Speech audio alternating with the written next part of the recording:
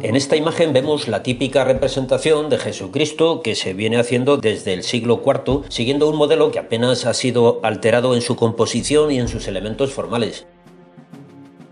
Se trata de un icono, que es una palabra griega cuyo significado es precisamente imagen. En la tradición de la Iglesia, el concepto de icono se reduce a las imágenes religiosas hechas para el culto litúrgico y para la devoción de los fieles cristianos. Sin embargo, la misma palabra icono se utiliza en la historia del arte y en los estudios de comunicación visual y de diseño para referirse a cualquier imagen que contenga un significado simbólico reconocible para la gente. En arte, el estudio del significado de las imágenes se llama iconología.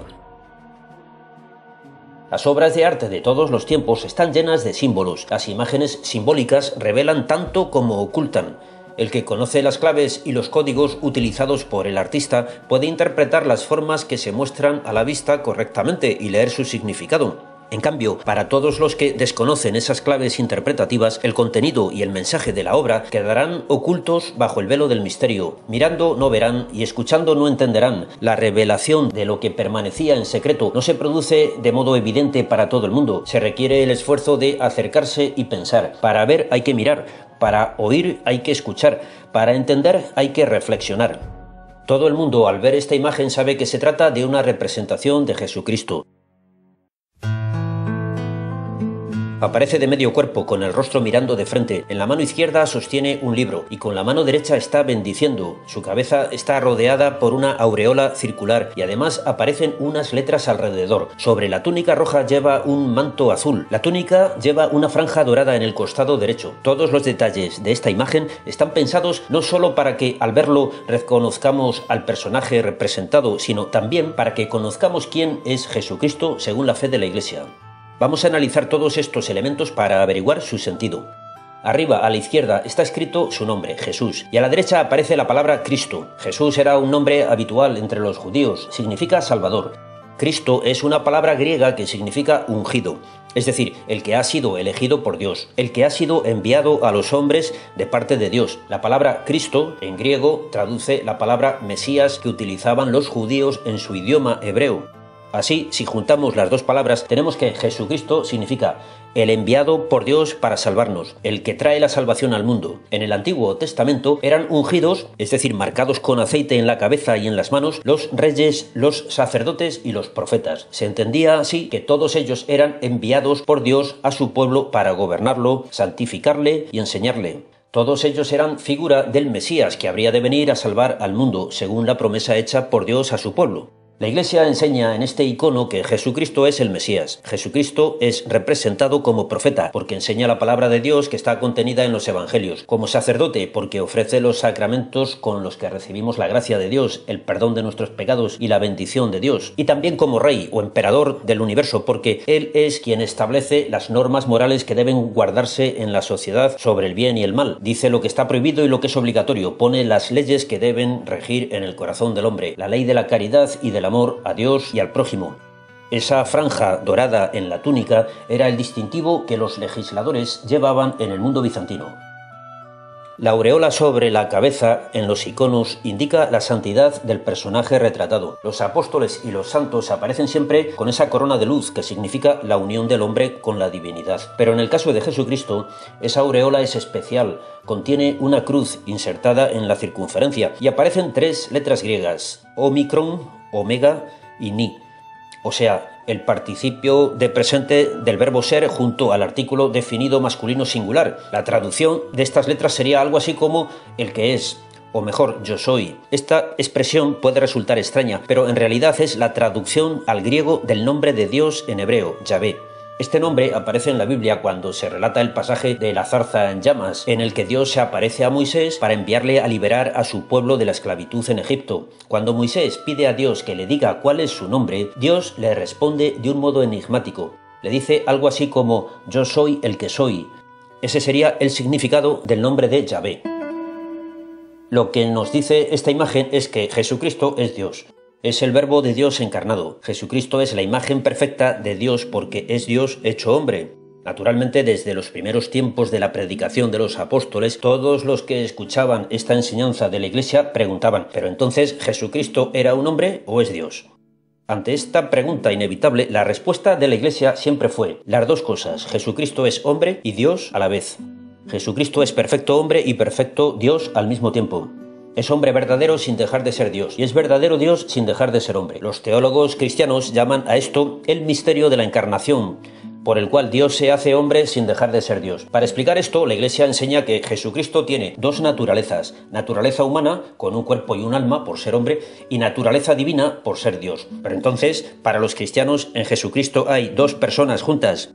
No, Jesucristo es una persona con dos naturalezas. Este es el principal misterio de fe de la Iglesia, que se expresó ya en los primeros concilios celebrados en Éfeso y Calcedonia, y eso es lo que se representa en este icono. A todos los que replicaban diciendo que es imposible que una persona tenga dos naturalezas y que es imposible que Dios venga a la tierra haciéndose hombre y que es imposible que Dios hable a los hombres diciendo cuál es su nombre, la Iglesia siempre ha respondido que para Dios sí es posible. Y completaba esta enseñanza sobre la encarnación y la revelación de Dios con el otro gran misterio de la fe de los cristianos, el misterio de la Santísima Trinidad, en el que se revela cómo es Dios. Según esta enseñanza, solo puede existir un único Dios porque la naturaleza divina, el ser subsistente, eterno e infinito que existe por sí mismo, no puede estar en muchos dioses repartidos, sino en uno solo. Sin embargo, ese único Dios está en tres personas divinas a la vez, el Padre, el Hijo y el Espíritu Santo, que son tres personas distintas en un único Dios, no son tres dioses. En los dedos de la mano derecha de Jesucristo, con el gesto de la bendición, están representados los dos misterios de fe de la doctrina cristiana. Los dos dedos juntos levantados significan que Jesús es una persona con dos naturalezas. Los otros tres dedos juntos significan que Dios es una naturaleza en tres personas. Estos dos misterios se complementan. En la Edad Media, en todas las iglesias, se representaba la figura de Jesucristo Pantocrátor. Aparece Jesús como Rey de cielos y tierra. Está rodeado por la mandorla divina que representa a las esferas celestes y sentado sobre el universo con los pies en la tierra, ofreciendo la salvación a los que crean en él. Las dos letras que aparecen a los lados de Jesucristo son Alfa y Omega. Son la primera y la última del alfabeto griego. Significan que Jesús es el principio y el fin del mundo, porque Jesucristo es Dios, el que era, el que es y el que será, el que siempre permanece, porque es Dios y no tiene principio ni fin, sino que Él es la causa de que existan todas las cosas. Todas las cosas son porque Él hace que sean. La esencia de Dios es ser. Dios es el ser. Esto viene a coincidir con el nombre de Dios revelado a Moisés en el pasaje de la zarza ardiente. En uno de los pasajes del Evangelio se relata que cuando los fariseos preguntan a Jesucristo, ¿tú quién eres?, Jesús responde, antes de que Abraham naciera, yo soy. Con estas palabras, yo soy, estaba dando a entender que Él era Dios. Jesucristo sería el Hijo de Dios hecho hombre, la imagen perfecta de Dios, el rostro invisible de Dios hecho visible. Es la palabra de Dios hablando a los que quieran escucharle, y es el Cordero de Dios que habría de morir en sacrificio expiatorio para ofrecer su cuerpo y su sangre. El misterio de la Santísima Trinidad fue tratado por muchísimos artistas en la antigüedad. Las tres personas divinas juntas, el Padre, el Hijo y el Espíritu Santo, aparecen en muchas obras de muchas maneras. Esta obra es de Tiziano, nada menos. Aquí tenemos a Rubens, Masaccio, Robert Campin, Guido Reni, El Greco, Durero. Esta pintura también es de Durero, Murillo, Antonio de Pereda, Velázquez, Rivera,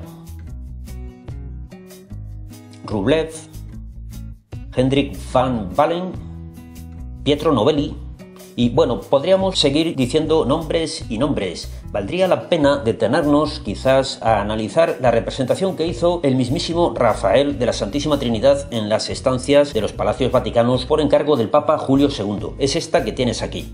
En esta imagen, Rafael une junto a la representación de Dios el tercero de los grandes misterios de fe de la Iglesia, el misterio de la Eucaristía, que está sobre el altar en el centro de esta composición y en el que se contienen el cuerpo y la sangre de Cristo. También aquí se hace referencia al misterio de la comunión de los santos y al cuerpo místico de Jesucristo, que es la Iglesia. Naturalmente, a los artistas les resulta más fácil hablar de cosas imposibles que a los teólogos. Y tal vez también a los artistas les resulte más fácil creer que las cosas que son imposibles para los hombres son posibles para Dios.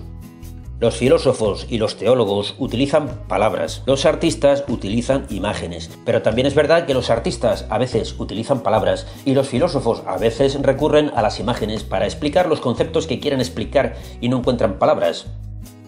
La palabra persona la definieron los filósofos y teólogos del siglo IV, igual que otros muchos conceptos filosóficos como sustancia, esencia, subsistencia, contingente o naturaleza. Sirven para explicar ideas y entender el mundo. Se denomina persona a cualquier sustancia individual de naturaleza racional. Serían personas, por tanto, los hombres, los ángeles, los espíritus y, por supuesto, Dios. ¿De dónde sacaron los filósofos esta palabra para denominar a los seres racionales y distinguirlos de los animales? La palabra persona viene del latín. La utilizaban para referirse a la máscara que usaban los actores de teatro en sus representaciones sobre el escenario. Esas máscaras se denominaban persona en latín o prosopon en griego. La máscara servía en el teatro para dos cosas: para identificar al personaje que estaba actuando y para que se le escuchara bien lo que decía. La máscara en el teatro griego y romano tenía en la abertura de la boca una bocina que servía de altavoz al actor. De ahí viene el término latino personare, para sonar y que se oiga mejor. Gracias a la máscara, el personaje se daba a conocer y se hacía escuchar. La máscara representaba la esencia del personaje, lo más interior, profundo e íntimo de la persona. Es justo lo contrario de la idea de máscara que actualmente tenemos como algo que sirve para ocultar el rostro y no ser reconocido. Los filósofos pensaban que Dios era innombrable, incognoscible e incomunicable. Pensaban que estaba fuera del alcance de los hombres. Para los judíos y para los cristianos, Dios sí que puede darse a conocer y hablar con los hombres. De hecho, parece que Dios nos ha mostrado su rostro y nos ha dicho su nombre. En el principio era el Verbo, la palabra de Dios, y el Verbo era Dios. Dios puede pensar y hablar, desear y amar. Incluso parece que Dios puede pasear, comer, llorar y sufrir, morir y resucitar, y venir al fin del mundo para juzgar a los vivos y a los muertos, y crear unos cielos nuevos y una tierra nueva para los elegidos. Bueno, vamos a terminar. Si estás buscando un libro para leer cosas sobre la historia del arte y sobre el arte contemporáneo, te recomiendo el que acabo de publicar, en el que tienes una selección de los mejores vídeos de este canal. Se titula El arte que viene. Ahí abajo tienes un enlace para conseguirlo. Nada más por hoy, amigos. Volveremos el próximo domingo. No te olvides de poner un me gusta y escribir algún comentario o sugerencia o petición especial para los próximos vídeos de algún tema que te interese. Y suscribirte, por supuesto. Y si ya estás suscrito, a lo mejor te puedes plantear apoyar este canal en mi página de Patreon desde $1 al mes. Hasta el próximo vídeo. Adiós.